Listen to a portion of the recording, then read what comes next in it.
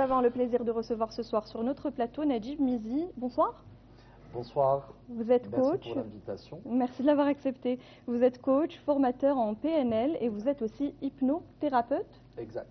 On va faire un petit résumé. Ils étaient deux, hein, on vient de le citer, et vous les pensez morts.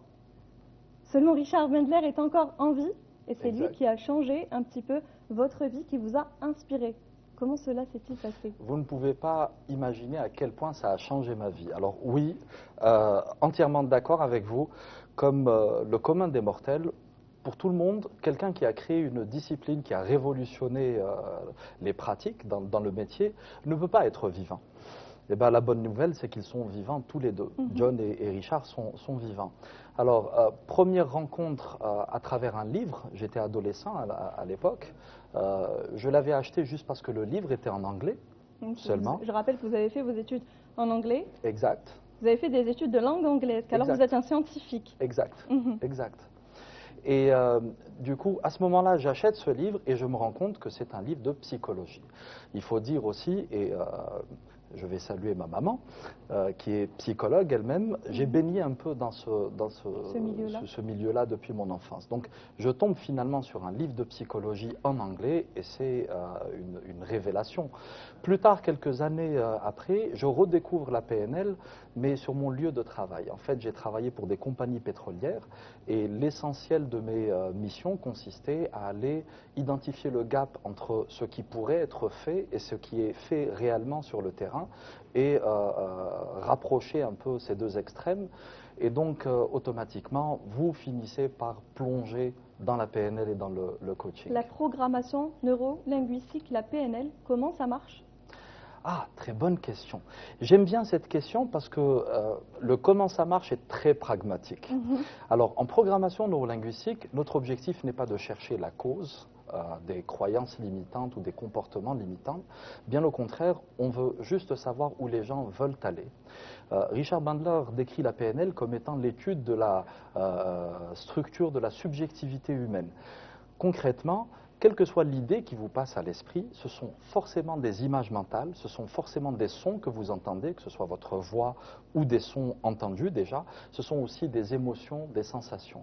Lorsque vous comprenez la manière dont vous combinez justement ces données et la manière dont vous les classez par ordre chronologique, eh bien, c'est votre stratégie mentale que vous êtes en train d'étaler.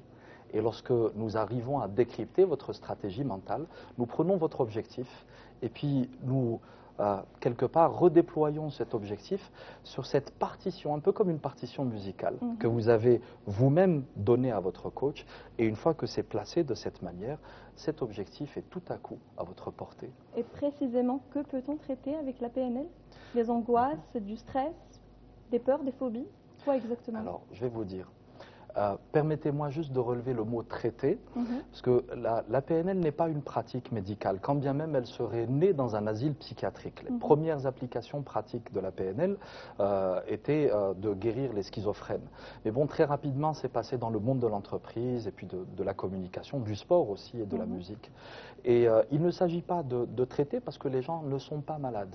En fait, le cerveau est une formidable machine à apprendre et le cerveau a des stratégies mentales qui sont très élémentaires. Il tend à créer des relations de cause à effet et à rapprocher les événements. Du coup, une phobie, finalement, ce n'est qu'un apprentissage qui a mal tourné. On a juste appris quelque chose, mais on l'a mal appris. J'ai appris à nager avec un gaucher. Je suis droitier. Quand je nage, le crawl, je sors ma tête à droite. Déformation, vous voyez. Et donc, forcément, une phobie, si une phobie est un apprentissage qui s'est mal passé, il s'agit juste d'aller comprendre la stratégie d'apprentissage de la personne que vous avez en face de vous, de lui faire vivre ce à quoi ressemble son objectif, et puis les choses se font de cette manière. Par exemple, j'ai peur des cafards et des araignées, vous pouvez faire en sorte? Vous avez touché mon point sensible. Alors les gens qui me connaissent savent qu'à chacun de mes séminaires, je parle de cafards justement parce que c'est la peur commune à tout le monde. Alors que finalement, un cafard, vous savez, c'est 2-3 cm. Et vous chaussez du combien, dites-moi? 38. Vous voyez, c'est lui qui est censé avoir peur, n'est-ce pas? Alors en fait, ce n'est pas le cafard en tant qu'animal, qu'insecte qui vous fait peur, c'est l'image que vous vous faites de ce cafard-là. Si on avait juste un peu de temps pour aller décrypter la manière dont vous le voyez quand vous y pensez, quelles que soient les circonstances dans lesquelles vous l'imaginez. Si on prenait cette image et qu'on commençait à jouer avec les paramètres, eh ben vous verriez que finalement, ça ne redeviendrait qu'un petit insecte qui a aussi son utilité. Les cafards sont les éboueurs de la ville. C'est vrai. Ouais. Mais bon, ça ne nous empêche pas d'en avoir peur. On va parler de l'Algérie, vu que vous êtes le seul formateur en PNL en Algérie. Quel est le retour des Algériens? Est-ce qu'ils sont réticents? Est-ce qu'ils sont plutôt à l'écoute de cette nouvelle pratique? Est-ce qu'ils viennent vous voir? Est-ce qu'ils sont demandeurs de conseils? Ils posent beaucoup de questions, j'imagine. Alors, il faut dire que la demande est énorme, parce que quand bien même on aurait pris 40 ans de retard, on est en train de le rattraper à une vitesse vertigineuse. Alors, je ne suis peut-être pas le seul formateur en PNL. Il y en a énormément sur le marché en Algérie. Certains sont très talentueux. Vous êtes certifié Richard Blender. Exact, voilà, c'est un peu ça la différence. Concrètement, je suis formateur agréé en coaching PNL. C'est un parcours qui se joue sur un certain nombre de niveaux. Vous voulez que je retrace ? Oui, ce serait bien. Alors, j'ai commencé par un séminaire qui s'appelle NLP Strategies, donc stratégie PNL. Et puis ensuite, j'ai fait le diplôme de praticien PNL agréé, puis maître praticien, puis coach. Concrètement, une fois que vous êtes coach PNL, vous pouvez coacher les gens, agréé parce que vous coachez au nom de la société de PNL, de Richard Bandler. Ça veut dire que vous pouvez utiliser leur logo, vous pouvez agir en leur nom. Vous avez le droit de former, mais en votre nom propre. Ça veut dire que jusqu'à une certaine période, lorsque je formais les gens, je les formais en tant que personne morale, donc au nom de mon établissement qui s'appelle The Source, qui est sur Bougie. Mais ce qui est formidable, c'est que au mois de mai dernier, l'année dernière, j'ai été sélectionné pour participer à une formation très élitiste pour passer le coaching trainer. Donc j'ai fait cette formation qui aujourd'hui me permet de former et puis de certifier au nom de Richard Bandler. Ce monsieur que je croyais mort, que j'ai admiré pendant des années, me fait l'honneur et le privilège de signer les diplômes que je remets à mes étudiants. Donc il y a mon nom et le sien à côté. Vous ne pouvez pas vous imaginer. Est-ce que ça se fait en une fois? Alors, ça peut se faire en une fois. Quand ça se fait en une fois, je le fête. Et je prends soin de le fêter aussi avec la personne avec qui ça s'est fait. Concrètement, il y a des fois des déclics. C'est le client qui vous l'offre, ce déclic-là, en verbalisant sa stratégie mentale. Et il nous est arrivé des fois d'avoir, j'allais dire des guérisons, non, quel mot, mais des gens qui se libèrent de la phobie de l'avion, par exemple, ou de la phobie des chiens, ou d'une addiction à la cigarette en une seule séance. Ensuite, ça peut se jouer en un peu plus de séances. Il faut compter une moyenne de 5 séances par thématique, mais encore une fois, chaque être humain est unique. Et donc, ça peut se jouer en une séance comme en un peu plus. Vous le faites sous hypnose, n'est-ce pas? Oui. Vous le faites sous hypnose. Et devant la controverse des spectacles d'hypnose, comment vous arrivez à en faire une thérapie sérieuse? Alors, encore une fois, je rebondis sur le terme thérapie, mais c'est de l'accompagnement où finalement, vous vous dites, si les gens viennent et vous accordent leur confiance, c'est que forcément, ils se sont déjà mis dans cette prédisposition à vaincre ce qu'ils sont venus exorciser, entre guillemets. Je n'ai absolument rien contre les spectacles d'hypnose. Ce sont des spectacles et j'ai énormément d'admiration pour les artistes. Ensuite, ce ne sont pas les mêmes ressorts, ce ne sont pas les mêmes objectifs. Dans un spectacle, l'objectif est de se divertir. Lorsqu'on est en one-to-one, comme ça, en face-à-face avec une personne, l'objectif est de permettre à la personne de se libérer de quelque chose ou d'aller vers un objectif, une finalité qui les enthousiasme.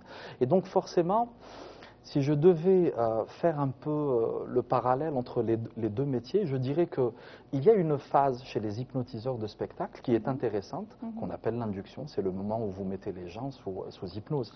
Mais après, le vrai travail vient après. Et avant aussi. Est-ce qu'on est conscient? On est vraiment endormi? On ne sait pas ce qui se passe jusqu'à ce qu'on se réveille? Ça se passe comment en fait?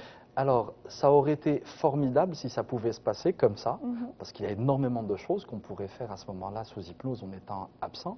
C'est vrai qu'on peut utiliser l'hypnose en bloc opératoire pour la chirurgie, mais lorsque vous êtes sous hypnose, vous êtes consciente de ce qui se passe autour de vous. On parle d'état de conscience modifié, mais Richard Bandler définit en fait l'état de conscience comme étant un état d'hypnose modifié.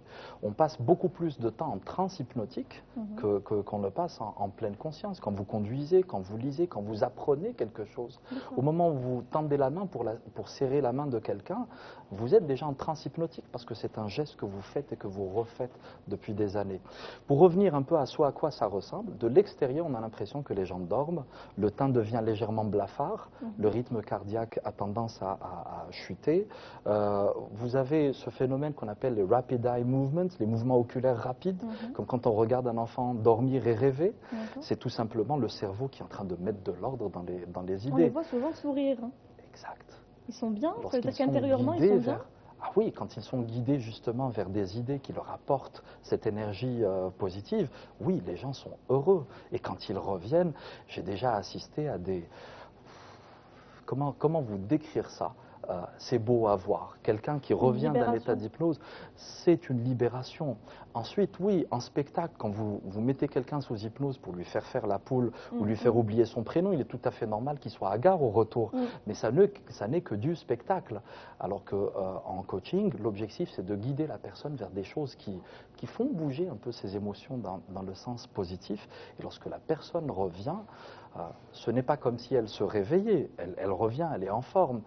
Mais vous sentez qu'il y a quelque chose qu'elle vient de réaliser et que des horizons nouveaux se sont ouverts face à la personne et face à vous aussi. Quand vous coachez des gens, vous apprenez énormément sur la nature humaine et sur vous-même aussi. Au final, c'est un bel échange. C'est grandiose, vous ne pouvez pas vous imaginer.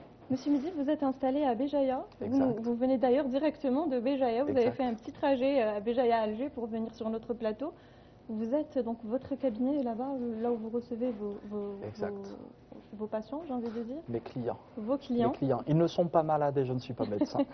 Alors, je reçois à Béjaïa, effectivement, mais je reçois aussi ici sur Alger. Vous organisez des séminaires où il y a beaucoup de personnes. Exact. Et vous faites de l'hypnose à plus de 1000 personnes, il me semble. Alors, ça se fait. 1000, c'est à Bougie qu'on a atteint ce chiffre-là. Tiens, c'est bien que vous me tendiez cette perche. Chaque année à Béjaïa, depuis 2014, notre établissement, en partenariat avec un certain nombre d'associations, que je salue d'ailleurs, et qui font du formidable travail sur le terrain, nous organisons un séminaire caritatif à la Maison de la Culture de Bougie. Alors l'objectif, c'est qu'on leur offre le même type de séminaire qu'on a l'habitude de vendre, sauf que cette fois-ci, c'est gratuit, presque, parce que vous entrez moyennant le paiement de 2 kg minimum de denrées alimentaires. Et chaque année, on reçoit des quantités de plus en plus importantes qui sont redonnées à des associations caritatives. C'est magnifique, ça fait joindre vraiment d'une très belle manière l'utile à l'agréable. Exact. Et permettez-moi de vous donner ce chiffre parce que, encore une fois, voici encore une vérité à laquelle je n'arrive pas encore à croire. Cette année, ce mois de Ramadan, nous avons collecté 9,5 tonnes de denrées alimentaires en l'espace de 3 heures. C'est énorme. Ouais. Et est-ce que vous avez le projet peut-être de vous installer sur Alger, la capitale, plus de personnes, plus de clients? Professionnellement, c'est très tentant effectivement, et là je suis en train de faire la navette. Ensuite, permettez-moi de déclarer en direct à la télévision mon amour pour ma belle ville de Bougie. Et donc du coup, ça... C'est un gros dilemme. C'est un gros dilemme, et pour le moment, Bougie est en train de gagner.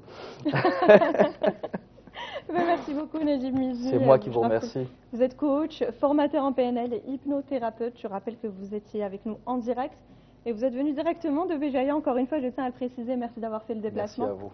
Et merci d'avoir partagé avec nous votre expérience. Merci et bonne soirée à tous. Merci beaucoup.